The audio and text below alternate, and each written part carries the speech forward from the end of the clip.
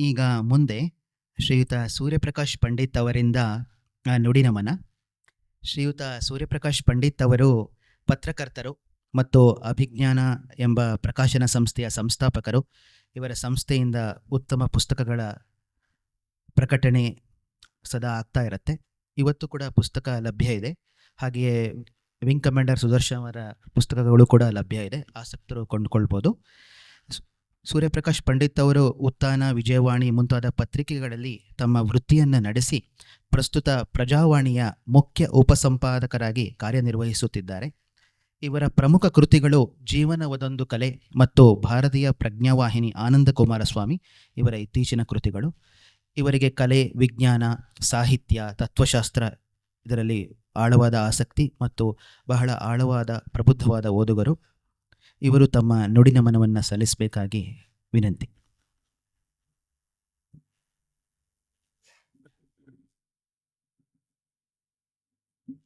ಎಲ್ಲರಿಗೂ ನಮಸ್ಕಾರ.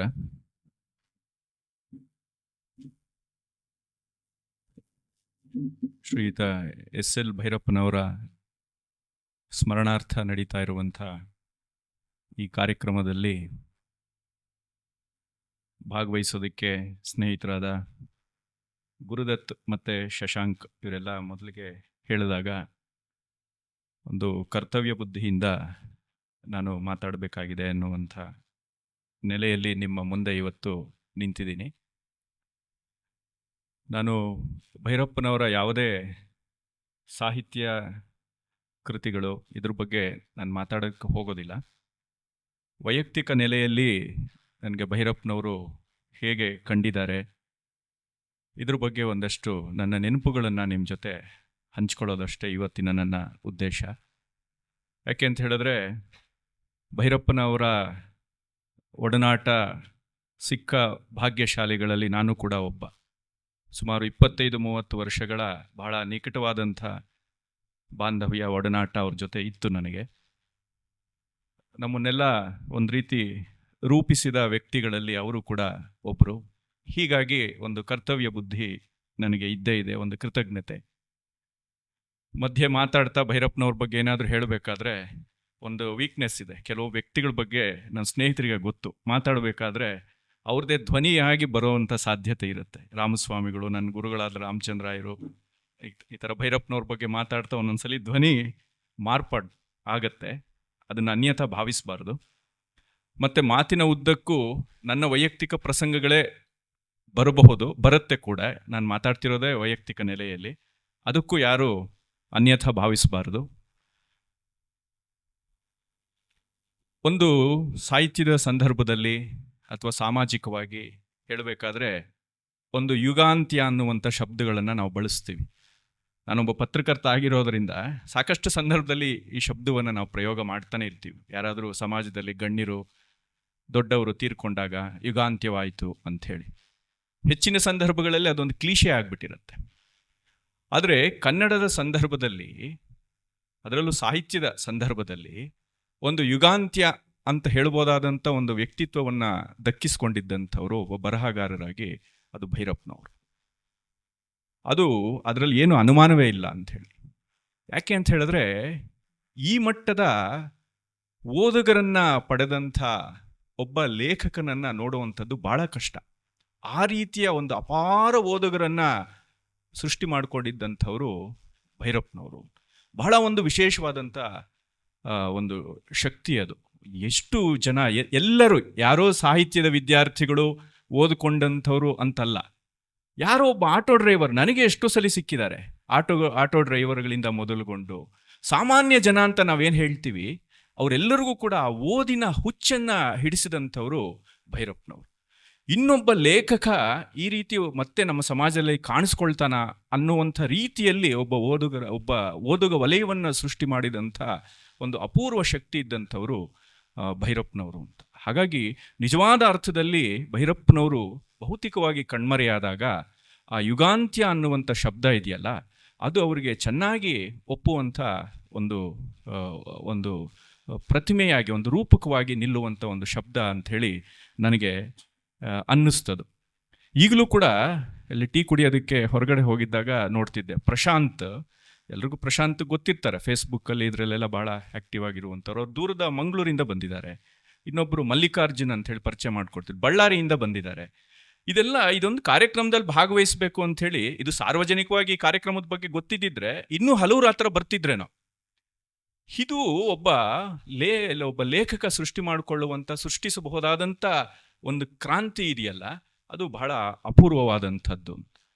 ಹೀಗೆ ಅಪಾರ ಓದುಗರನ್ನ ಹೊಂದಿರುವಂಥ ಒಂದು ಮೂಮೆಂಟ್ ಅಂತ ಹೇಳ್ತೀವಲ್ಲ, ಆ ರೀತಿ ಸಾಹಿತ್ಯದ ಒಂದು ಮೂಮೆಂಟ್ ಸೃಷ್ಟಿ ಮಾಡಿದಂಥ ಒಂದು ಮೇರು ಸದೃಶ ವ್ಯಕ್ತಿ ನಮಗೆ ಬಹಳ ಆತ್ಮೀಯರು ಅನ್ನುವಂಥದ್ದು ಇನ್ನೊಂದು ಹೆಮ್ಮೆನೂ ಇರುತ್ತೆ ಅಂತ. ಆ ರೀತಿಯ ಒಂದು ಅಪೂರ್ವವಾದಂಥ ಒಂದು ಸೌಭಾಗ್ಯ ಪಡೆದಂಥವನು ನಾನು. ಆ ಒಂದು ಕೃತಜ್ಞತೆ ಅವರಿಗೆ ಸಲ್ಲಿಸಬೇಕು. ಅವರ ಒಡನಾಟದಲ್ಲಿ ನಾನು ನನ್ನ ಜೀವನಕ್ಕೆ ಕಂಡುಕೊಂಡಂಥ ಬೆಳಕು ಎಂಥದ್ದು, ಅದನ್ನು ಸಾರ್ವಜನಿಕವಾಗಿ ಹೇಳಿದಾಗ ಅದಕ್ಕೊಂದು ಮನಸ್ಸಿಗೆ ಒಂದು ತೃಪ್ತಿ, ಒಂದು ಸಮಾಧಾನ ಸಿಗತ್ತೆ ಅನ್ನುವಂಥ ದೃಷ್ಟಿ ನಂದು. ಭೈರಪ್ಪನವ್ರಿಗೆ ನಾನು ಹಲವು ಸಂದರ್ಭದಲ್ಲಿ ಹೇಳಿದ್ದೀನಿ ಕೂಡ, ನಾವು ಜೀವನದ ಪೂರ್ತಿ ನಾನಂತೂ ಋಣಿಯಾಗಿರಬೇಕು ಅಂತ, ವೈಯಕ್ತಿಕವಾಗಿ. ಯಾಕೆ ಅಂತ ಹೇಳಿದ್ರೆ, ನನ್ನ ಭಾವಬುದ್ಧಿಗಳನ್ನು ರೂಪಿಸಿದ ಇಬ್ಬರು ಮೇರು ಶಿಖರಗಳು ಅಂತ ನಾನು ಭಾವಿಸ್ಕೊಂಡಿರುವಂಥದ್ದು, ಒಬ್ಬರು ಡಿ ವಿ ಜಿ ಅವರು, ಇನ್ನೊಂದು ಆನಂದ್ ಕುಮಾರಸ್ವಾಮಿ ಅವರು. ಡಿ ವಿ ಜಿ ಅವರನ್ನು ನಾವು ಚಿಕ್ಕ ವಯಸ್ಸಿಂದ ಕಗ್ಗದ ಪದ್ಯಗಳ ಮೂಲಕ ಹಾಗೆ ಹೀಗೆ ಪರಿಚಯ ಆಯಿತು ನಮಗೆ. ಆದರೆ ಕುಮಾರಸ್ವಾಮಿ ಅವರ ಪರಿಚಯ ನನಗೆ ಆಗಿದ್ದೇ ಭೈರಪ್ಪನವರ ಕೃತಿಯ ಮೂಲಕ. ಅವರ ಧರ್ಮಶ್ರೀ ಮೂಲಕ ನನಗೆ ಆನಂದ್ ಕುಮಾರಸ್ವಾಮಿ ಅವರ ಪರಿಚಯ ಆಗಿ ನನ್ನ ಹೈಸ್ಕೂಲ್ ದಿನಗಳಲ್ಲಿ, ಅಲ್ಲಿಂದ ನಾನು ಕ್ರಮೇಣ ಹಂತವಾಗಿ ಬೇರೆ ಬೇರೆ ಆಯಾಮಗಳಲ್ಲಿ ಓದನ್ನು ಮಾಡ್ತಾ ಇಡೀ ನನ್ನ ಜೀವನವನ್ನೇ ಆನಂದ್ ಕುಮಾರಸ್ವಾಮಿ ಆವರಿಸ್ಕೊಂಡಿದ್ದಾರೆ ಅನ್ನುವಂಥದ್ದು ನನ್ನ ಸ್ನೇಹಿತರಿಗೆ ಎಲ್ಲ ಗೊತ್ತಿರುವಂಥ ಸಂಗತಿ. ಅದಕ್ಕೆ ಮೂಲ ನನಗೆ ಸಿಕ್ಕಿದ್ದೇ ಭೈರಪ್ಪನವರ ಕೃತಿ. ಹಾಗಾಗಿ ನಾನು ಅವ್ರಿಗೂ ನೇರ ಹೇಳಿದೆ, ಸರ್ ನಿಮ್ಮಿಂದ ನನಗೆ ಆನಂದ್ ಕುಮಾರಸ್ವಾಮಿ ಸಿಕ್ಕಿದ್ದು ಅಂಥೇಳಿ. ಮೊದಲನೇ ಅವರ ಭೇಟಿಯಾದಾಗ ನೇರವಾಗಿ ಒಂದು ದೀರ್ಘವಾದಂಥ ಒಂದು ಪತ್ರವನ್ನು ಬರೆದು ಅವರಿಗೆ ಕೊಟ್ಟು ನಾನು ಹೇಳಿದ್ದೆ, ನಿಮ್ಮಿಂದ ನನ್ನ ಜೀವನದ ಒಂದು ಆಯಾಮವೇ ಬದಲಾಯಿತು, ನಿಮಗೆ ಜೀವನದ ಪೂರ್ತಿ ನಾನು ಋಣಿ ಸರ್ ಅಂಥೇಳಿ. ಅಲ್ಲಿಂದ ಆ ಒಡನಾಟ ಅನ್ನುವಂಥದ್ದು ಶುರುವಾಯಿತು. ಭೈರಪ್ಪನವರ ನಮಗೆ ಹೆಚ್ಚು ಒಡನಾಟ ಬಂದಿದ್ದು ಅವರು ಸಾರ್ಥ ಬರೆದ ಸನ್ನಿವೇಶದಲ್ಲಿ. ಸಾರ್ಥ ಕಾದಂಬರಿ ಬರೆದು ಆಗಷ್ಟೇ ಮುಗಿಸಿದ್ರು. ಅವ್ರ ಬಗ್ಗೆ ನಾವು ಆಗಾಗ ಕೇಳ್ತಾ ಇದ್ದಿದ್ದು ಕೃಷ್ಣಪ್ಪನವರು, ಕೃಷ್ಣಪ್ಪ ಅಂಥೇಳಿ ಕೆಲವ್ರು ಗೊತ್ತಿರುತ್ತೆ, ರಾಷ್ಟ್ರೀಯ ಸ್ವಯಂ ಸೇವಕ ಸಂಘದ ಹಿರಿಯರು. ಅವರು ಮತ್ತು ಕೃಷ್ಣಪ್ಪನವರು ಬಾಲ್ಯದ ಸ್ನೇಹಿತರು. ನಮಗೆ ಹೆಚ್ಚಿನ ವಿವರಗಳು ಸಿಗ್ತಾ ಇದ್ದಿದ್ದ ಕೃಷ್ಣಪ್ಪನವ್ರ ಮೂಲಕ. ನನಗೆ ಪದೇ ಪದೇ ಹೇಳ್ತಿದ್ರು, ನೀನು ಭೈರಪ್ಪನವ್ರನ್ನ ಒಂದ್ಸಲಿ ಭೇಟಿಯಾಗು. ಅವರು ಪ್ರಬೋಧಿನಿ ಗುರುಕುಲದಲ್ಲಿ ಇರ್ತಿದ್ರು, ಹರಿಹರಪುರದಲ್ಲಿ ಕೃಷ್ಣಪ್ಪನವರು.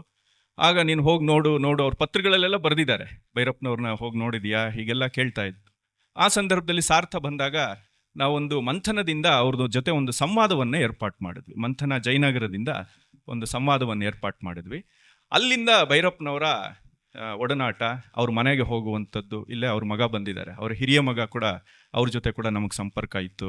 ಅವರ ಬೀಗ್ರ ಜೊತೆ ನಮಗೆ ಹೆಚ್ಚಿನ ಸಂಪರ್ಕ, ರಾಮಮೋಹನ್ ರಾಯರು ಡಾಕ್ಟ್ರು, ಅವ್ರ ಮನೆಗೆ ಹೋಗುವಂಥದ್ದು. ಹೀಗೆ ಭೈರಪ್ಪನವ್ರನ್ನ ಪದೇ ಪದೇ ಅವರು ಬೆಂಗಳೂರಿಗೆ ಬಂದಾಗ ನೋಡುವಂಥದ್ದು, ಮೈಸೂರಿಗೆ ಅವ್ರ ಮನೆಗೆ 10 ಸಲ ಹೋಗಿದ್ದೀವಿ. ಹೀಗೆಲ್ಲ ಅವ್ರ ಒಡನಾಟ ನಮಗೆ ಬಂತು. ಭೈರಪ್ಪನವರ ಸಾಹಿತ್ಯದ ಜೊತೆಗೆ ಅವರ ವ್ಯಕ್ತಿತ್ವ ಕೂಡ ಈ ಸಂದರ್ಭಗಳಲ್ಲಿ ನಮಗೆ ಗೊತ್ತಾಗ್ತಾ ಹೋಗ್ತಾ ಇತ್ತು. ಒಂದು ಸಾಹಿತ್ಯ, ಒಂದು ಸಾಮಾಜಿಕವಾಗಿ, ಒಂದು ಸಾರ್ವಜನಿಕವಾಗಿ ಅದಕ್ಕೆ ಬರುವಂಥ ಪ್ರತಿಕ್ರಿಯೆಗಳು ಇತ್ಯಾದಿಗಳ ಮೂಲಕ ಭೈರಪ್ಪನವರು ಒಬ್ಬ ಲೇಖಕರಾಗಿ ಅನಾವರಣ ಆಗ್ತಾ ಇದ್ದ ಹಾಗೆ, ಈ ಕಡೆ ಅವರು ವೈಯಕ್ತಿಕವಾಗೂ ನಮಗೆ ಒಡನಾಟ ಇದ್ದಿದ್ದರಿಂದ ಅವರ ಸಾಕಷ್ಟು ಆ ರೀತಿಯ ಸಂಗತಿಗಳು, ಅವರು ವೈಯಕ್ತಿಕವಾಗಿ ಎಷ್ಟು ಯಾವ ನೆಲೆಗಳಲ್ಲಿ ಅವರ ವ್ಯಕ್ತಿತ್ವ ಪ್ರಕಟ ಆಗ್ತಾ ಇತ್ತು ಅನ್ನುವಂಥದ್ದು ಆಯಾ ಕ್ಷಣ ಕೂಡ ಒಂದು ಬಹಳ ವಿಶೇಷವಾದಂಥ ಒಂದು ಸಂಗತಿ. ಅವರ ಶಿಸ್ತಿರಬಹುದು, ಮತ್ತು ಅವರ ಯಾವುದ್ರ ಬಗ್ಗೆನೂ ಅವ್ರಿಗೆ ಒಂದು ಕಾಚಿತ್ಯ ಅನ್ನುವಂಥ ಇರ್ತಿತ್ತು. ಅವ್ರು ತುಂಬ ಗೊಂದಲಗಳಲ್ಲಿ ಮಾತಾಡ್ತಿರ್ಲಿಲ್ಲ. ಅವರು ಸ್ಪಷ್ಟವಾಗಿ ಹೇಳುವಂಥ ಕ್ರಮ ಮತ್ತು ಕೆಲವೊಂದು ನಿಲುವುಗಳನ್ನು ಅವರು ಸ್ಪಷ್ಟವಾಗಿ ಪ್ರತಿಪಾದನೆ ಮಾಡ್ತಿದ್ರು. ಅದು ನಮ್ಗೆ ಸರಿ ಅಂತ ಅನ್ನಿಸ್ಬೋದು, ತಪ್ಪು ಅಂತ ಅನ್ನಿಸ್ಬಹುದು, ಆದರೆ ಅದನ್ನು ಸ್ಪಷ್ಟವಾಗಿ ಹೇಳುವಂಥದ್ದು. ಇದೆಲ್ಲವೂ ಕೂಡ ಬಹಳ ಆರಂಭದಿಂದಲೂ ಕೂಡ ನಮಗೊಂದು ರೀತಿ ಬಹಳ ಒಂದು ವಿಶೇಷ ಅಂತ ಅನ್ನಿಸ್ತಾ ಇದ್ದಂಥ ಸಂಗತಿಗಳು. ಇದ್ರ ಮಧ್ಯೆ ಅವ್ರಿಗೆ ಅವರಲ್ಲಿ ಸ್ವಲ್ಪ ಈ ಬೇರೆ ಸಾಹಿತಿಗಳು ಇವ್ರ ಜೊತೆ ಎಲ್ಲ ನಾವು ಒಡನಾಟ ಎಲ್ಲ ಮಾಡ್ತಿರ್ತೀವಲ್ಲ, ಅಲ್ಲಿ ಬೇರೆ ಮಾತುಕತೆಗೆ ಅವಕಾಶ ಇರ್ತಿತ್ತು, ಒಂದು ಹಾಸ್ಯ ಇತ್ಯಾದಿಗಳಿಗೆಲ್ಲ ಅವಕಾಶ ಇರ್ತಿತ್ತು. ಆದರೆ ಭೈರಪ್ಪನವ್ರ ಜೊತೆ ಅದು ಇರ್ತಾ ಇರಲಿಲ್ಲ. ಕೇವಲ ವಿಷಯ ವಿಷಯ ವಿಷಯ ಅಷ್ಟೇ. ಅಷ್ಟು ಒಂದು ರೀತಿ ತಮ್ಮ ವಿಷಯ ಬಿಟ್ಟು ಆ ಕಡೆ ಈ ಕಡೆ ಮಾತಾಡ್ತಾ ಇರಲಿಲ್ಲ. ಇದೆಲ್ಲ ನಮಗೊಂದು ರೀತಿ ಸೋಜಿಗ. ಏನು ಅಷ್ಟೊತ್ತು ಮಾತಾಡಿದ್ರು ಅವ್ರು ಬೇರೆ ಏನೂ ವಿಷಯ ಮಾತಾಡೋದಿಲ್ವಲ್ಲ ಅಂಥೇಳಿ. ನಾನು ಸ್ವಲ್ಪ ಕೀಟ್ಲೆ ಸ್ವಭಾವ ನಂದು. ನಾನೇನಾದ್ರು ತಮಾಷೆ ಮಾಡೋದಕ್ಕೆ ಪ್ರಯತ್ನ ಪಡೋದು ಈ ಥರ ಮಾಡಿದ್ರು ಅದಕ್ಕೆ ಅವರು ಅಷ್ಟು ತಲೆ ಕೆಡಿಸ್ಕೊಳ್ತಾ ಇರಲಿಲ್ಲ. ಒಂದು ಪ್ರಸಂಗ ನನಗೆ ನೆನಪಾಗತ್ತೆ. ಏನು ಅಂತ ಹೇಳಿದ್ರೆ, ಅದು ಆವರಣ ಬಂದಾಗ, ಅದ್ರ ಬಗ್ಗೆ ಇನ್ನೂ ಆಮೇಲೂ ಸ್ವಲ್ಪ ಹೇಳ್ಬೋದು ನಾನು. ಆವರಣ ಕೃತಿ ಬಂದಾಗ ಆವರಣದ ಬಗ್ಗೆ ಚರ್ಚೆಯನ್ನು ಮಾಡಿದಂಥ ಒಂದು ಕಾರ್ಯಕ್ರಮ ಮೊದಲಿಗೆ ಮಾಡಿದ್ದೆ ಅಭಿಜ್ಞಾನದಿಂದ ನಾವು 2 ಕಾರ್ಯಕ್ರಮಗಳನ್ನು ಮಾಡಿದ್ವಿ. ಆವರಣ ಬಂದ ಸಂದರ್ಭ ಈಗಿನ ರೀತಿಯಲ್ಲಿ ಇರಲಿಲ್ಲ. ಆವರಣ ಬಂದಾಗ ಆವರಣದ ಬಗ್ಗೆ ಸಾರ್ವಜನಿಕವಾಗಿ ಚರ್ಚೆ ಮಾಡೋದಕ್ಕೂ ಜನ ಹೆದರ್ತಾ ಇದ್ರು. ಈಗ ಎಲ್ಲಾದ್ರ ಬಗ್ಗೆನೂ ಮುಕ್ತವಾಗಿ ಮಾತಾಡುವಂಥ ವಾತಾವರಣ ಬಂದುಬಿಟ್ಟಿದೆ. ಆಗ ಬಹಳ ಕಷ್ಟ ಅದು. ಅಂಥ ಸಂದರ್ಭಗಳಲ್ಲಿ ನಾವು ಅಭಿಜ್ಞಾನದಿಂದ ಒಂದು ಕಾರ್ಯಕ್ರಮವನ್ನು ಆಯೋಜನೆ ಮಾಡಿದ್ವಿ. 2 ಕಾರ್ಯಕ್ರಮ ಆಯೋಜನೆ ಮಾಡಿದ್ವಿ. ಒಂದು ಗೋಖಲೆಯಲ್ಲಿ ಮಾಡಿದ್ವಿ, ಇನ್ನೊಂದು ನಯನ ಸಭಾಂಗಣದಲ್ಲಿ ಮಾಡಿದ್ವಿ. ಆಗ ನನಗೆ ಟೈಫಾಯ್ಡ್ ಆಗಿ ಆಸ್ಪತ್ರೆಗೆ ಸೇರಿದ್ದೆ. ಡಿಸ್ಚಾರ್ಜ್ ಆಗಿ ಒಂದು 2-3 ದಿನಕ್ಕೆ ಒಂದು ಕಾರ್ಯಕ್ರಮ ಮಾಡಿದ್ವಿ ನಾವು ಗೋಖಲೆಯಲ್ಲಿ. ಆಗ ಭೈರಪ್ಪನವರಿಗೆ ಕಾಂಟ್ಯಾಕ್ಟ್ ಮಾಡಿದೆ ನಾನು. ಅವರು ಮೈಸೂರಿಂದ ಬೆಂಗಳೂರಿಗೆ ಬರಬೇಕಿತ್ತು. ಹೇಗೆ ಬರ್ತೀರಿ ಸರ್ ಅಂದರೆ, ನಾನು ರೈಲಲ್ಲಿ ಕಾರಲ್ಲಿ ಬರ್ತೀನಿ, ನನ್ನ ಸ್ನೇಹಿತರು ಯಾರೋ ಬರ್ತಿದ್ದಾರೆ, ಅವ್ರ ಜೊತೆ ಬರ್ತೀನಿ ಅಂತಂದರು. ಆಗ ಹೊರಡೋದು ಹೇಗೆ ಸರ್, ಏನು ವ್ಯವಸ್ಥೆ ಮಾಡಬೇಕು ಅಂತಂದ್ರು. ಅವರು 2 ದಿನ ಬಿಟ್ಟು ನಾನು ಹೊರಡ್ತೀನಿ, ನನಗೆ ಹೊರಡಬೇಕಾದ್ರೆ ನೀವು ರೈಲಲ್ಲಿ ಟಿಪ್ಪು ಎಕ್ಸ್ಪ್ರೆಸ್ಸಲ್ಲಿ ನನಗೆ ಟಿಕೆಟ್ ಬುಕ್ ಮಾಡಿಬಿಡಿ, ನಾನು ಅದರಲ್ಲಿ ಹೋಗ್ತೀನಿ ಅಂತಂದರು. ಆಗ ನಾನು ಭೈರಪ್ಪನವ್ರಿಗೆ ತಕ್ಷಣ ಹೇಳಿದೆ, ನೋಡಿ ಸರ್, ಎಲ್ಲರೂ ನಿಮ್ಮನ್ನು ಕೋಮುವಾದಿ ಅಂತ ಹೇಳ್ತಾರೆ, ನೋಡಿ ನೀವು ಟಿಪ್ಪು ಎಕ್ಸ್ಪ್ರೆಸ್ಸಲ್ಲಿ ಪ್ರಯಾಣ ಮಾಡ್ತಾ ಇದ್ದೀರಿ, ನೀವು ಭಾಳ ಸೆಕ್ಯುಲರ್ ಸರ್ ಅಂತಂದೆ. ಅದಕ್ಕೆ ಅವರು, ಏನು ಮಾಡೋದು, ಈ ಕಾಂಗ್ರೆಸ್ ಅವ್ರು ಇದ್ದಾರಲ್ಲ ಅದಕ್ಕೂ ಟಿಪ್ಪು ಹೆಸರೇ ಇಟ್ಟಿದ್ದಾರೆ ಅಂತ ಅಲ್ಲೂ ಅವರು ತಮ್ಮ ಏನೋ ಒಂದು ನಿಲುವಿದೆ ಅದನ್ನ ಆ ರೀತಿ ಹೇಳಿದ್ರೆ ಹೊರತು ಅದನ್ನವರು ಜೋಕಾಗಿ ಕೂಡ ತಗೊಳ್ತಾ ಇರಲಿಲ್ಲ ಅಂತ. ಆ ಮಟ್ಟದ ಒಂದು ಬಹಳ ಒಂದು ಕಟ್ಟುನಿಟ್ಟಾದ ಒಂದು ಇದ್ರೊಳಗಡೆ ಇದ್ದಂಥ ಒಂದು ವ್ಯಕ್ತಿತ್ವ ಅವ್ರದ್ದು. ಅಷ್ಟು ಒಂದು ಬಹಳ ಒಂದು ಇದು. ಆಮೇಲೆ ಅವರು ಕೆಲವೊಂದು ಸಂದರ್ಭದಲ್ಲಿ ಆಮೇಲೆ ಸ್ವಲ್ಪ ಸರಸಮುಖರಾದರು ನಮ್ಮ ಕಡೆಗೆ. ಆ ಕಾರ್ಯಕ್ರಮ ಹೇಳುತ್ತಲ್ಲ, ಆ ಕಾರ್ಯಕ್ರಮದ ಮರುದಿನ ಅವ್ರು ಬೆಂಗಳೂರಲ್ಲಿ ಉಳಿಯೋರಿದ್ರು. ಅವರೇ ಅವತ್ತು ನನಗೆ ಫೋನ್ ಮಾಡಿದರು, ನಾಳೆ ಬೆಂಗಳೂರಲ್ಲಿ ಉಳಿತೀನಿ, ನೀವೆಲ್ಲ ಸೇರೋದಿದ್ರೆ ಅಭಿಜ್ಞಾನದವರೆಲ್ಲ ಸ್ವಲ್ಪ ಹೊತ್ತು ನಿಮ್ಮ ಜೊತೆ ನಾನು ಮಾತಾಡಬೇಕು ಅಂತಿದ್ರು. ಆಗ ಏನು ಮಾಡೋದು, ಭೈರಪ್ಪನವರೇ ಅದನ್ನು ಹೇಳಿದ್ದಾರೆ ನನಗೆ. ಆವಾಗ ನಾವು ಇದ್ದ ಮನೆ ಬಹಳ ಚಿಕ್ಕ ಮನೆ, ಈ ಏನು ಡಯಾಸ್ ಇದೆ ಇದರಲ್ಲಿ ಒಂದು ಕಾಲಭಾಗ ಇಷ್ಟು, ಅಷ್ಟೇ ಒಂದು ಚಿಕ್ಕ ಮನೆಯಲ್ಲಿ ಇದ್ವಿ ನಾವು. ಎಲ್ಲರೂ ಸ್ನೇಹಿತರೆಲ್ಲ ಸೇರಬೇಕು, ಭೈರಪ್ಪನವ್ರು ಬರ್ತಾರೆ ಅಂದರೆ ಬೇರೆಯವರು ಬರ್ತಾರೆ, ಏನು ಮಾಡೋದು ಅಂತೆಲ್ಲ ಈಗ ಯೋಚನೆ ಮಾಡಿ. ಆಗ ಉಪಾಧ್ಯಾಯರು ಇಲ್ಲೇ ಇದ್ದಾರೆ, ಕೊರಗಿ ಶಂಕರನಾರಾಯಣ ಉಪಾಧ್ಯಾಯರು. ಅವ್ರ ಮನೆಗೆ ನಾನು ಕೇಳ್ಕೊಂಡೆ, ನಿಮ್ಮ ಮನೆಗೆ ಭೈರಪ್ಪನವ್ರನ್ನ ಕರ್ಕೊಂಬರ್ಬೋದಾ, ನಾಳೆ ಈ ಥರ ಹೇಳ್ತಿದ್ದಾರೆ ಅಂತೇಳಿ. ಅವರು ಸಂತೋಷದಿಂದ ಒಪ್ಕೊಂಡ್ರು. ಆಮೇಲೆ ತುಂಬ ಜನ ಅಲ್ಲಿ ಸೇರಿ ಇಡೀ ದಿನ ಅವ್ರ ಜೊತೆ ಒಂದು ಹರಟೆ ಕಾರ್ಯಕ್ರಮವನ್ನು ಮಾಡಿದ್ವಿ. ಬಹಳ ರಸವತ್ತಾದಂಥ ಒಂದು ಕಾರ್ಯಕ್ರಮ. ಅಂದರೆ ಆ ರೀತಿ ಇದ್ದಂಥ ಭೈರಪ್ಪನವರು ಆತ್ಮೀಯತೆ ಬೆಳೆದಂತೆ ಅವರು ಆ ರೀತಿ ಮನುಷ್ಯರ ಜೊತೆ ಸೇರಿ ಒಂದು ರೀತಿ ಮುಕ್ತವಾಗಿ ಮಾತಾಡೋದಿಲ್ಲ ಅನ್ನುವಂಥ ಒಂದು ಪ್ರಭೆ ಏನಿತ್ತು ಅದನ್ನ ಕಳಿಸಿ ಅವ್ರು ನಮ್ಮ ಜೊತೆ ಆವತ್ತು ಸೇರಿದ್ದು. ಮತ್ತು ಅದೇ ರೀತಿ ಒಂದು ಬಾಂಧವ್ಯ ಕೊನೆ ತನಕ ಮುಂದುವರೆದಿದ್ದು ಬಹಳ ಒಂದು ಸಂತೋಷದ, ಜೀವನದ ಪೂರ್ತಿ ನೆನಪಲ್ಲಿ ಇಟ್ಕೊಳ್ಳುವಂಥ ಒಂದು ಸಂಗತಿ. ಇನ್ನೊಂದು ವಿಷಯ, ಅವರು ಇಲ್ಲಿ ಕಾದಂಬರಿಗಳ ಬಗ್ಗೆ ಇಬ್ಬರು ಮಾತಾಡಿದ್ರು. ನಾನು ತುಂಬ ಸಲ ಕಾದಂಬರಿಗಳ ಬಗ್ಗೆ ಮಾತಾಡಿದ್ದೀನಿ, ಬರೆದಿದ್ದೀನಿ, ಕಾರ್ಯಕ್ರಮಗಳ ಆಯೋಜನೆ ಮಾಡಿದ್ದೀವಿ, ಎಲ್ಲ ಮಾಡಿದ್ದೀವಿ. ಸಾಮಾನ್ಯವಾಗಿ ಅವರು ಹೊಸ ಕಾದಂಬರಿ ಯಾವುದಾದ್ರೂ ಬಂದಾಗ ಕೆಲವರು ನನ್ನ ಪರಿಚಯ ವಲಯದಲ್ಲಿ ಇವರೆಲ್ಲ ನನ್ನನ್ನು ಮಾತಾಡೋದಕ್ಕೆ ಇದಕ್ಕೆಲ್ಲ ಕರೀತಾ ಇದ್ರು. ಅಂಥ ಒಂದು ಸಂದರ್ಭದಲ್ಲಿ ಒಂದು ಘಟನೆಯನ್ನು ತಮಗೆ ಹೇಳಲೇಬೇಕು ನಾನು. ಕಾರ್ಕಳದಲ್ಲಿ ರಾಮಚಂದ್ರ ಅವರ ಹೆಸರು ಕೇಳಿರ್ತೀರಿ, ಸೇಡಿಯಪ್ಪ ಕೃಷ್ಣ ಭಟ್ರ ಶಿಷ್ಯರು. ಅವರು ಕರ್ನಾಟಕ ಸಂಘನ, ಅವರು ಸಂಸ್ಥೆ ಹೆಸರು ಮರ್ತುಬಿಟ್ಟ ನಾನು, ಕರ್ನಾಟಕ ಸಂಘ ಯಾವುದೋ ಒಂದು ಸಂಸ್ಥೆ ಮಾಡ್ಕೊಂಡಿದ್ದಾರೆ ಕಾರ್ಕಳದಲ್ಲಿ. ಅಲ್ಲಿ ಭೈರಪ್ಪನವ್ರ ಕೃತಿ ಬಂದಾಗಲೆಲ್ಲ ಒಂದು ಸೆಮಿನಾರ್ ಥರ ಮಾಡ್ತಿದ್ರು. ಕವಲು ಬಂದಾಗ ನನ್ನನ್ನು ಕರೆದ್ರು. ಕವಲು ನನಗೆ ಇಷ್ಟ ಆಗಿರಲಿಲ್ಲ. ನಾನು ಅವ್ರಿಗೆ ಹೇಳಿದೆ, ನನಗೆ ಕವಲು ಇಷ್ಟ ಇಲ್ಲ, ನಾನು ಇಷ್ಟ ಇಲ್ಲ ಅನ್ನೋ ರೀತಿಯಲ್ಲೇ ನಾನು ಮಾತಾಡ್ತೀನಿ ಅದನ್ನು. ಅಲ್ಲಿ ಸುಮ್ಮನೆ ನೀವು ಅವತ್ತು ಬೇರೆ ರೀತಿ ಏನೋ ಕಾರ್ಯಕ್ರಮ ಮಾಡ್ತಿರ್ತೀರಿ, ಅಲ್ಲಿ ಬಂದು ನಾನು ಈ ರೀತಿ ಮಾತಾಡೋದು ಸರಿ ಇರೋದಿಲ್ಲ. ಈ ಮಾತನ್ನ ನಾನು ಭೈರಪ್ಪನವ್ರಿಗೂ ಹೇಳಿದ್ದೆ, ನಿಮ್ಮ ಕವಲು ನನಗೆ ಅಷ್ಟೊಂದು ಇಷ್ಟ ಆಗಲಿಲ್ಲ ಸರ್ ಅಂತ ಹೇಳಿದ್ದೆ. ಇದ್ರ ಬಗ್ಗೆ ಎಲ್ಲ ಚರ್ಚೆ ಎಲ್ಲ ಆಗಿತ್ತು. ಇಲ್ಲ, ಅದು ಭೈರಪ್ಪನವ್ರಿಗೂ ಇದು ಬೇಡ ಅದು ಕಾರ್ಯಕ್ರಮ ಅಂತ ನಾನು ಅವಾಯ್ಡ್ ಮಾಡೋದಕ್ಕೆ ಮಾಡಿದೆ. ನೀವು ಒಂದ್ಸಲಿ ಭೈರಪ್ಪನವ್ರನ್ನು ಕೇಳಿ ಅಂತೇಳಿ. ಆಗ ರಾಮಚಂದ್ರ ಅವ್ರು ಹೇಳಿದ್ರು, ಭೈರಪ್ಪನವರೇ ನಿಮ್ಮ ಹೆಸರು ಸೂಚನೆ ಮಾಡಿದ್ದು ಅಂತ. ಅದನ್ನ ಪಂಡಿತನಿಗೆ ಇಷ್ಟ ಆಗಿಲ್ಲ. ಅದು ಅವರು ಮಾತಾಡ್ಬೇಕಲ್ಲಿ, ಅವ್ರದ್ದು ಒಂದು ಅಭಿಪ್ರಾಯ ಇರಲಿ, ಅವ್ರನ್ನೂ ಕರೀರಿ ಅಂತ ಹೇಳಿ ಆಮೇಲೆ ನಾನು ಹೋಗಿ ಮಾತಾಡಿ ಬಂದೆ. ಅದೇ ರೀತಿ ಉತ್ತರಕಾಂಡದ ಸಂದರ್ಭದಲ್ಲೂ ಆಯಿತು ಅಂತ. ಉತ್ತರಕಾಂಡವೂ ನನಗಿಷ್ಟ ಆಗಿರಲಿಲ್ಲ. ಆಗಲೂ ನಾನು ಭೈರಪ್ಪನವ್ರ ಜೊತೆ ಮಾತಾಡಿದಾಗ ಭೈರಪ್ಪನವರೇ ನನ್ನ ಹೆಸರನ್ನು ಸೂಚನೆ ಮಾಡಿ, ನಾನು ಬರೋದಿಲ್ಲ ಅಂತ ಹೇಳಿದ್ರು, ಇಲ್ಲ ಭೈರಪ್ಪನವ್ರು ಹೇಳಿದ್ದಾರೆ ಅಂತ ಹೇಳಿ ಭೈರಪ್ಪನವ್ರು ಮತ್ತೆ ನನಗೆ ಹೇಳಿ, ನೀನು ಹೋಗಿ ಮಾತಾಡಲ್ಲಿ, ನಿನ್ನ ಅಭಿಪ್ರಾಯ ನೀನು ಹೇಳು ಅಂತ ಹೇಳಿ ಅಲ್ಲಿ ಮತ್ತೆ ಅದೇ ಕಾರ್ಕಳದಲ್ಲಿ ಅದೇ ವೇದಿಕೆಯಲ್ಲಿ ಹೋಗಿ ಮಾತಾಡಿ ಬಂದೆ ಅಂತ. ಯಾಕಿದು ಹೇಳ್ತಾ ಇದ್ದೀನಿ ಅಂತ ಹೇಳಿದ್ರೆ, ಅವರು ವಿಮರ್ಶೆಗೆ, ಒಂದು ಸಹೃದಯ ವಿಮರ್ಶೆಗೆ ತೆರ್ಕೊಂಡಿದ್ರು ಅವರು ಅಂತ. ಅದು ಚಿಕ್ಕವರಿರಲಿ ದೊಡ್ಡವರಿರಲಿ, ಅದು ಮುಕ್ತವಾಗಿ ಅವರು ಅದನ್ನು ಗಮನವಿಟ್ಟು ಕೇಳ್ತಿದ್ರು. ಇಲ್ಲಿ ಕೆಲವರು ಸ್ನೇಹಿತರಿಗಾದ್ರೂ ಗೊತ್ತಿದೆ, ಅವ್ರ ಬಗ್ಗೆ ಸೆಮಿನಾರ್ಗಳು ನಡೆದಾಗ ಇಡೀ ದಿನ ಅವ್ರು ಬಂದು ಕೂತಿರ್ತಿದ್ರು. ನನಗೂ ಅದಕ್ಕೂ ಸಂಬಂಧ ಇಲ್ಲ ಅನ್ನೋ ರೀತಿಯಲ್ಲಿ ಬಹಳ ತಾಟಸ್ಥ್ಯದಿಂದ ಅಲ್ಲಿ ಕೂತು ಯಾವುದಕ್ಕೂ ಏನು ಪ್ರತಿಕ್ರಿಯೆ, ಹೊಗಳದಾಗ್ಲೂ ಮತ್ತೆ ತೆಗಳದಾಗ್ಲೂ ಒಂದೇ ರೀತಿ ಇರ್ತಿದ್ರು.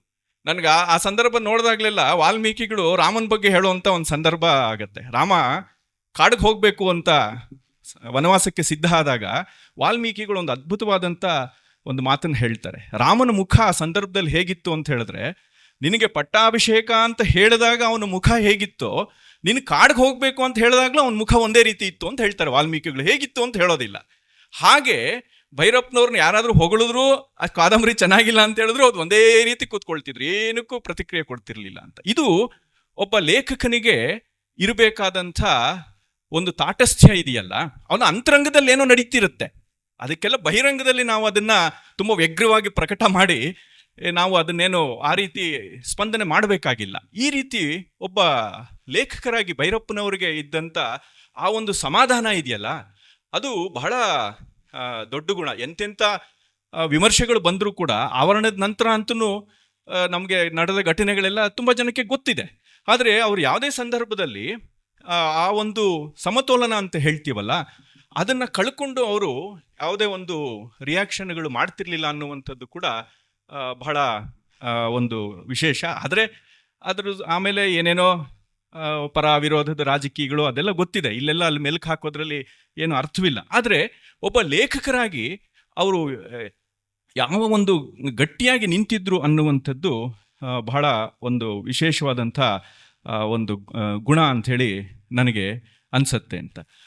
ದತ್ತಾತ್ರೇಯ ಅವರು ಮಾತಾಡ್ತಾ ಹೇಳಿದ್ರು, ಅವರು ಒಂದು ನಿಷ್ಠೆನ ಮಾಡ್ಕೊಂಡ್ಬಿಟ್ಟಿದ್ರು ಅಂತ. ನಾನೊಬ್ಬ ಕಾದಂಬರಿಕಾರ ಅನ್ನುವಂಥ ಒಂದು, ಅವರು ತತ್ವಶಾಸ್ತ್ರದ ಒಬ್ಬ ವಿದ್ಯಾರ್ಥಿಯಾಗಿ ಪ್ರಾಧ್ಯಾಪಕರಾಗಿ ಅಲ್ಲಿಂದ ಈ ಕಡೆಗೆ ಸಾಹಿತ್ಯದ ಕಡೆಗೆ ಶಿಫ್ಟ್ ಆಗಿದ್ದಿದೆಯಲ್ಲ, ಅದಕ್ಕೆ ಕಮಿಟ್ಮೆಂಟ್ ಹೇಗಿತ್ತು ಅಂತ ಹೇಳಿದ್ರೆ, ಎಷ್ಟೋ ಸತಿ ಅವರನ್ನ ನಾವು ಬೇರೆ ಬೇರೆ ಉಪನ್ಯಾಸಗಳಿಗೆ ಕರೀತಾ ಇದ್ವಿ. ಒಂದ್ಸಲಿ ನೀವು ತತ್ವಶಾಸ್ತ್ರದ ಬಗ್ಗೆನೇ ಒಂದು ಸೀರೀಸ್ ಮಾಡಿ ಸರ್ ಅಂತೆಲ್ಲ ನಾವು ತುಂಬ ಅವ್ರನ್ನ ರಿಕ್ವೆಸ್ಟ್ ಮಾಡ್ಕೊಂಡ್ವಿ. ಬೇರೆ ಬೇರೆ ಹೆಸರುಗಳು ಹೇಳ್ತಿದ್ರು, ನೀವು ಬಾಲಸುಬ್ರಹ್ಮಣ್ಯ ಅವ್ರನ್ನ ಕರೀರಿ, ಇವ್ರನ್ನ ಕರೀರಿ ಅಂತ ಹೇಳ್ತಿದ್ರು ಹೊರತು ನಾನದ್ರ ಬಗ್ಗೆ ಏನು ಮಾತಾಡೋದಿಲ್ಲಪ್ಪ ಅಂತ ಅವ್ರು ಸ್ಪಷ್ಟವಾಗಿ ಅದನ್ನ ಹೇಳ್ತಾ ಇದ್ರು. ನಾನು ಅದ್ರದ್ದು ನಾನೇನು ಮಾತಾಡೋದಿಲ್ಲ, ಬರೀ ಸಾಹಿತ್ಯ ಅಂತೇಳಿ. ಕುಮಾರಸ್ವಾಮಿ ಅವ್ರ ಬಗ್ಗೆನೂ ನಾನು ಭಾಳ ರಿಕ್ವೆಸ್ಟ್ ಮಾಡ್ಕೊಂಡೆ, ಸರ್ ನಿಮ್ಮಿಂದ ನಾವು ಕುಮಾರಸ್ವಾಮಿ ಅವ್ರ ಬಗ್ಗೆ ತಿಳ್ಕೊಂಡವರು, ನೀವು ಅಷ್ಟು ಬರೆದಿದ್ದೀರಿ, ಅದ್ರ ಬಗ್ಗೆ ನೀವು ಮಾತಾಡಿ ಅಂತ ಹೇಳಿದ್ರೆ, ಇಲ್ಲಪ್ಪ ನನಗೆ ಈಗೆಲ್ಲ ಮರ್ತೋಗಿದೆ, ಆವಾಗ ನಾನು ಓದಿದ್ದು ಅಂತ ಆ ರೀತಿ ಹೇಳ್ತಿದ್ರು ಹೊರತು ಅವರು ಸಾಹಿತ್ಯ ಬಿಟ್ಟು ಏನು ಅವರು ಮಾತಾಡೋದಕ್ಕೆ ಹೋಗಲಿಲ್ಲ ಅನ್ನುವಂಥದ್ದು ಕೂಡ ಬಹಳ ಒಂದು ವಿಶೇಷವಾದಂಥ ಒಂದು ಗುಣವನ್ನು ಒಬ್ಬ ಲೇಖಕರಲ್ಲಿ ನಾವು ಕಾಣಬಹುದಾದಂಥ ಗುಣ ಅವರಲ್ಲಿ ಅದು ಪ್ರಕಟ ಆಗ್ತಾ ಇದ್ದಿದ್ದು ಕೂಡ ಬಹಳ ವಿಶೇಷವಾಗಿತ್ತು ಅಂಥೇಳಿ. ಮತ್ತು ಅವರ ದಿನನಿತ್ಯದ ಜೀವನ ಶೈಲಿ ಇದೆಯಲ್ಲ, ಅದು ನಮ್ಮಲ್ಲಿ ಭಾರತೀಯ ಸಂದರ್ಭದಲ್ಲಿ ಈ ಕವಿಚರ್ಯೆ ಅಂತ ಇದೆ. ಒಬ್ಬ ಕವಿ ಹೇಗಿರಬೇಕು ದಿನ ಅಂಥೇಳಿ ಅದು ಭಾಳ ಒಂದು ರೀತಿ ಅದನ್ನು ಫಾಲೋ ಮಾಡೋದಕ್ಕೆ ಸಾಧ್ಯವ ಅನ್ನೋ ರೀತಿಲಿ ಇರುತ್ತೆ. ಅದು ಒಂದು ಆದರ್ಶವಾಗಿರುತ್ತೆ, ಒಂದು ಮಾದರಿಯಾಗಿ. ಆದರೆ ಭೈರಪ್ಪನವರಲ್ಲಿ ಭಾಳ ಅದು ಇತ್ತದು. ಅಂದರೆ ಇಷ್ಟು ಗಂಟೆಗೆ ಹೇಳಬೇಕು, ಇಷ್ಟು ಗಂಟೆಗೆ ವಾಕು, ಇಷ್ಟು ಗಂಟೆಗೆ ಊಟ, ಇಷ್ಟು ಗಂಟೆಗೆ ಬರಹ, ಇಷ್ಟು ಜನನ ನೋಡಬೇಕು, ಈ ಥರದ್ದು ಒಂದು ರೀತಿ ಆ ಟೈಮ್ ಟೇಬಲ್ ಇದೆಯಲ್ಲ, ಅದು ಬಹಳ ಸ್ಪಷ್ಟವಾಗಿ ಅವರು ಫಾಲೋ ಮಾಡ್ತಿದ್ರು. ಬಹಳ ನಿಖರವಾಗಿ ಅದನ್ನು ತಪ್ಪಿಸದೆ ಮಾಡ್ತಾ ಇದ್ದಿದ್ದು. ಅದೆಲ್ಲ ಬಹಳ ಒಂದು ಮಾದರಿಯಾದಂಥ ಸಂಗತಿಗಳು. ಬೇರೆಯವ್ರಿಗೆ ಅಷ್ಟು ಸುಲಭ ಆಗೋದಿಲ್ಲ. ಅವರು ಇಷ್ಟೊತ್ತಿಗೆ ವಾಕ್ ಹೋಗಬೇಕು ಅಂತ ಹೇಳಿದ್ರೆ ಅಷ್ಟು ಗಂಟೆಗೆ ಅವ್ರು ವಾಕ್ ಹೋಗ್ತಿದ್ರು, ಇಷ್ಟೊತ್ತಿಗೆ ಊಟ ಅಂತ ಹೇಳಿದ್ರೆ ಊಟ ಮಾಡ್ತಿದ್ರು, ಇಷ್ಟು ಗಂಟೆಗೆ ಭೇಟಿ ಅಂತ ಹೇಳಿದ್ರೆ ಇಷ್ಟು ಗಂಟೆಗೆ ಭೇಟಿ. ಅದು ಆ ರೀತಿ ತಮ್ಮ ಜೀವನವನ್ನು ರೂಪಿಸ್ಕೊಂಡಿದ್ದ ಕ್ರಮ ಕೂಡ ಆವಾಗೆಲ್ಲ ನಮಗೆ ಬಹಳ ಅದೊಂದು ವಿಶೇಷವಾದಂಥ ಒಂದು ಸಂಗತಿಯಾಗೆ ಇರ್ತಾ ಇತ್ತು.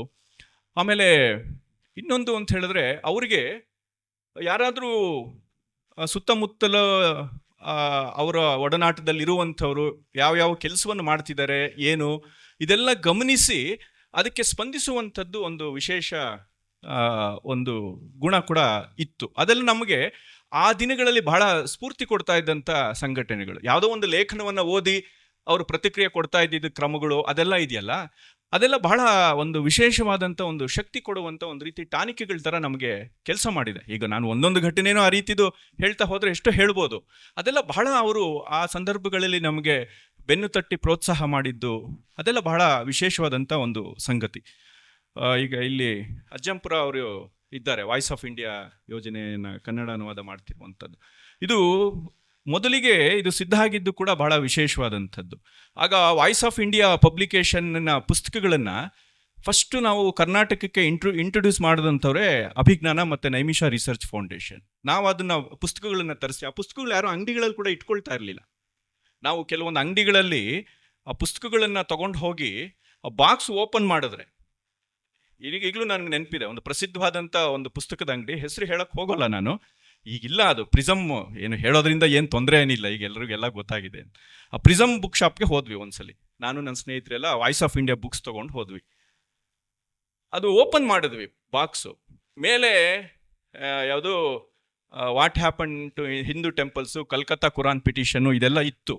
ತಕ್ಷಣ ಅಂಗಡಿ ಮಾಲೀಕರು ಬಂದು ಫಸ್ಟ್ ಆ ಬಾಕ್ಸ್ ಕ್ಲೋಸ್ ಮಾಡಿ ಹೊರಗಡೆ ತೊಗೊಂಡು ಹೋಗಿ ಅಂತೇಳಿ ನಮ್ಮನ್ನು ಅಕ್ಷರಶಃ ಅಂಗಡಿಯಿಂದ ದಬ್ಬಿಬಿಟ್ರು. ಈ ಬುಕ್ಸ್ ಎಲ್ಲ ನಾವು ಇಟ್ಕೊಳ್ಳೋದಿಲ್ಲ, ನೀವು ಇಲ್ಲಿ ಓಪನ್ನೇ ಮಾಡಿ ಅಂಥೇಳಿ. ಅಂಥ ದಿನಗಳಿದ್ವು. ಅಂಥ ದಿನಗಳಲ್ಲಿ ನಾವು ಅದನ್ನು ಆ ಪುಸ್ತಕಗಳು ತಂದು ರಸ್ತೆ ಮೇಲೆ ಸಂಸ್ಥೆಗಳಿಗೆ, ಬೇರೆ ಬೇರೆ ಲೈಬ್ರರಿಗಳಿಗೆ ಎಲ್ಲ ಕೊಟ್ಟು ಅದು ಸಾವಿರಾರು ಪುಸ್ತಕಗಳನ್ನು ನಾವು ಮಾರಾಟ ಮಾಡಿದ್ವಿ. ಅದು ಕ್ರಮೇಣ ಹಾಗೆ ಬಂದು ಎಲ್ಲ ಜನರನ್ನು ತಲುಪೋದಕ್ಕೆ ಶುರುವಾಯಿತು. ಭೈರಪ್ಪನವ್ರಿಗೆ ಒಂದು ಆಸೆ ಇತ್ತು. ಒಂದ್ಸಲಿ ಪ್ರಶಾಂತಿನಲ್ಲಿ ಅವರು ವಿಶ್ರಾಂತಿ ತಗೊಳ್ಳೋದಕ್ಕೆ ಅಂತ ಬಂದಿದ್ರು. ಆಗ ನಾನು ಮತ್ತು ಇನ್ನು ಕೆಲವರು ರಾಷ್ಟ್ರೋತ್ಥಾನ ಸಾಹಿತ್ಯಕ್ಕೆ ಸಂಬಂಧಪಟ್ಟ ಕೆಲವರು ಭೈರಪ್ಪನವ್ರು ಕರೀತಾ ಇದ್ದಾರೆ, ಬನ್ನಿ ಹೋಗೋಣ ಅಂಥೇಳಿ ಕರ್ಕೊಂಡು ಹೋದರು. ಆಗ ಭೈರಪ್ಪನವ್ರು ಹೇಳಿದ್ರು, ನೀನು ವಾಯ್ಸ್ ಆಫ್ ಇಂಡಿಯಾ ಯೋಜನೆಯಲ್ಲಿ ನೀನು ಅನುವಾದ ಮಾಡು, ಅದನ್ನು ಒಂದು ಯೋಜನೆ ಆಗಿ ಮಾಡು ಅಂತ ಹೇಳಿದ್ರು. ಅಷ್ಟೊತ್ತಿಗೆ ನನಗೆ ಆ ರೀತಿ ಬರಹಗಳಿಂದ ನನ್ನ ಮನಸ್ಸು ಸ್ವಲ್ಪ ದೂರ ಬಂದುಬಿಟ್ಟಿತ್ತು. ನಾನು ಹೇಳಿದೆ, ಇಲ್ಲ ಸರ್, ನಾನು ಈಗ ಆ ಮನಸ್ಥಿತಿಲಿಲ್ಲ, ನಂದು ಬೇರೆನೇ ರೀತಿಯ ಅಧ್ಯಯನ ಮತ್ತು ಬೇರೆ ರೀತಿ ಓದು ಬರಹ ಈ ಕಡೆ ಮನಸ್ಸು ಹೋಗಿದೆ ನನಗೆ, ಅಷ್ಟಾಗಿ ನನಗೆ ಇಲ್ಲ ಅಂಥೇಳಿ. ಆಮೇಲೆ ಅವರು ಒಂದು 2-3 ಸಲ ನನ್ನನ್ನು ಒತ್ತಾಯ ಮಾಡಿದ್ರು. ಆದರೆ ನಾನು ಅಷ್ಟೊತ್ತಿಗೆ ನನಗೆ ಅದು ಇಲ್ಲ ಸರ್ ಆಗೋದಿಲ್ಲ ಅಂಥೇಳಿ ಹೇಳಿದ ಮೇಲೆ ಅದು ಆಮೇಲೆ ಬಹುಶಃ ಅಜ್ಜಂಪುರ ಅವರು ಇವರೆಲ್ಲ ಸೇರಿ ಅದು ಶುರುವಾಯಿತು ಅಂತ ಅನ್ಸುತ್ತೆ.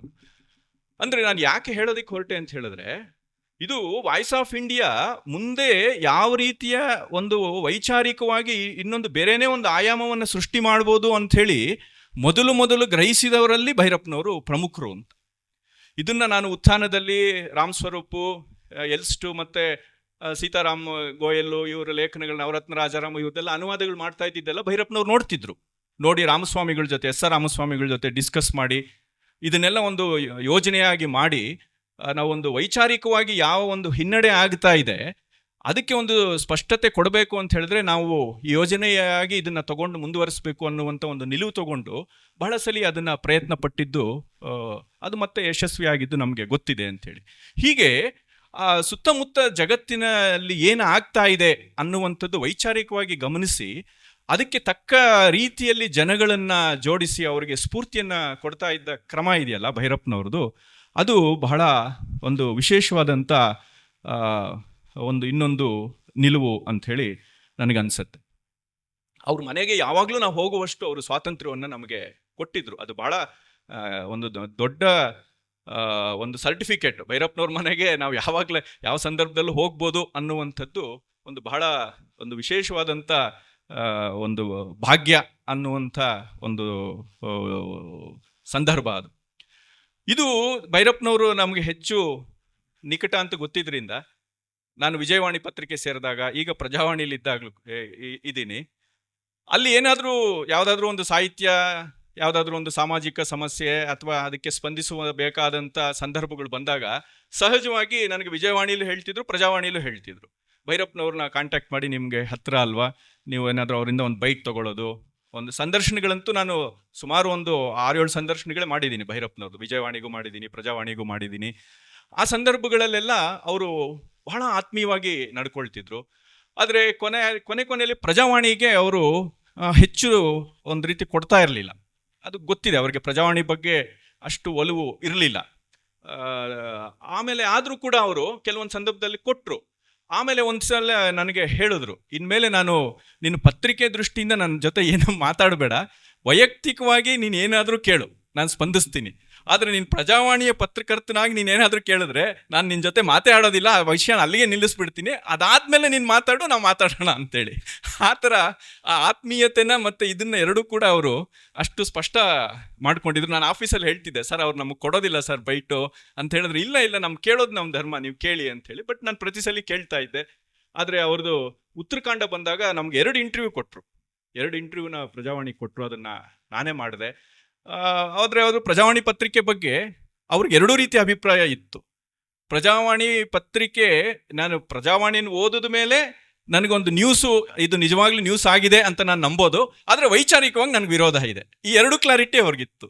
ನಾನು ಯಾವ್ದು ಓದಿದ್ರೂ ಕೊನೆಯಲ್ಲಿ ನಾನು ಪ್ರಜಾವಾಣಿ ಓದಿದ್ರೇನೆ ನನಗೆ ಸಮಾಧಾನ ಅಂತ ಹೇಳ್ತಿದ್ರು, ಆದರೆ ನಮ್ಗೆ ಇಂಟರ್ವ್ಯೂ ಕೊಡ್ತಾ ಇರಲಿಲ್ಲ. ಇದು ಬಹಳ ಒಂದು ವಿಶೇಷವಾದಂಥ ಅದನ್ನೇ ಅವರು ಬಹಳ ಸ್ಪಷ್ಟ ಮಾಡ್ಕೊಂಡಿದ್ರು. ಅದು ಬಹಳ ನನಗೆ ವಿಶೇಷ ಅಂತ ಅನ್ನಿಸ್ತಾ ಇತ್ತು. ಹೀಗೆ ಸಾಕಷ್ಟು ಸಂದರ್ಭಗಳು ನೆನಪಾಗತ್ತೆ. ನಾವು ಒಟ್ಟಿಗೆ ಊರಿಗೆ ಹೋಗಿದ್ದು, ನಾವೊಂದ್ಸಲಿ ಚಿಕ್ಕಮಗಳೂರಿಂದ ಊರಿಗೆ ಹೋಗಿ ನಾವು ಒಟ್ಟಿಗೆ ಒಂದು ಸೆಮಿನಾರು, ಒಂದು ಕಾರ್ಯಕ್ರಮದಲ್ಲಿ ಮುಗಿಸಿ ಒಟ್ಟಿಗೆ ಬಂದ್ವಿ ನಾವು. ಅವ್ರು ಮೈಸೂರಿಗೆ ಹೋದ್ರು, ನಾನು ಹಾಗೆ ಇಲ್ಲಿ ಬಂದೆ.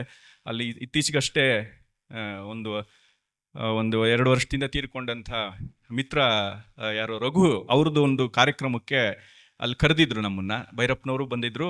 ಭೈರಪ್ಪನವರೇ ನನ್ನ ಹೆಸರು ಸಜೆಸ್ಟ್ ಮಾಡಿದ್ರಿಂದ ನಾವು ಹೋಗಿದ್ವಿ.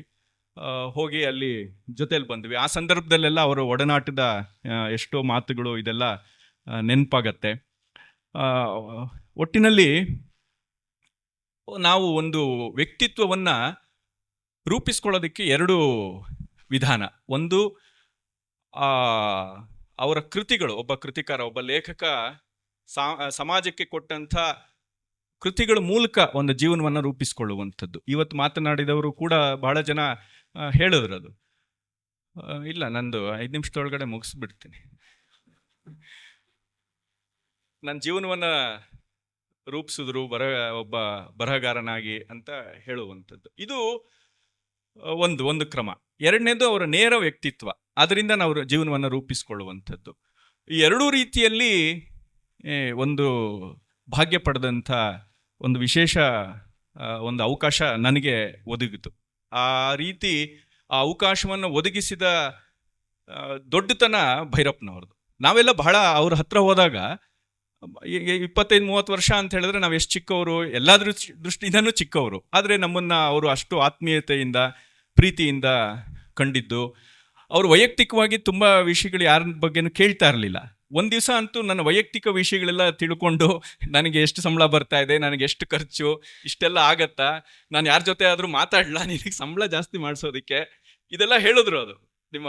ಅದೆಲ್ಲ ಈಗ ಹೇಳಿದ್ರೆ ಭಾಳ, ನಿಮ್ಮ ಮಾಲೀಕರು ನನಗೆ ಪರಿಚಯ ಇದ್ದಾರೆ, ನಾನು ಒಂದ್ಸಲಿ ಏನಾದರೂ ಮಾತಾಡಲಾ ಅಂತೆಲ್ಲ ಹೇಳಿದ್ರು. ಇಲ್ಲ ಸರ್, ಅದೆಲ್ಲ ಏನು ಬೇಡ, ನನಗೇನು ಬರ್ತಿದೆಯೋ ಅದು ಸಾಕು ಅಂತ ಹೇಳಿ, ಈ ರೀತಿ ಬಹಳ ಆತ್ಮೀಯವಾದಂಥ ಒಂದು ಒಡನಾಟ ಇತ್ತು.